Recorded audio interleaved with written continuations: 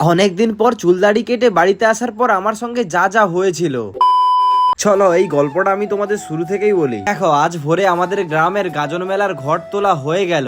এই জন্যই তো আমার বাড়ির লোক আমাকে 24 ঘন্টা বলছে, এত বড় মেলা চলে এলো তাও তুই চুল দাড়ি কাটছিস না। এই বাড়ির লোকের মুখে খ্যাঁ খ্যাঁ কথা না শোনার থেকে চুল দাড়ি কাটার জন্য বেরিয়েই পড়ি। দাঁড়াও, তোমাদের আমি একটা কথা বলি। বেকারত্বের যন্ত্রণাটা কেমন বোঝানো কঠিন। বাড়ির লোক হয়তো কিছু বলে না, তো নিজেরই কেমন মনে হয় আমি কি সত্যিই কোনো কাজের। সবাই তো চাই কিছু করতে, আপ্রাণ চেষ্টা করে, অথচ ভাগ্য যখন সাথ দেয় না তখন বাড়ির লোকের চাপটা আরো বেড়ে যায়। এই কষ্টগুলো সবারই থাকে, প্রায় বেশি ছেলেদেরই থাকে, কিন্তু সবাই বোঝে না গো।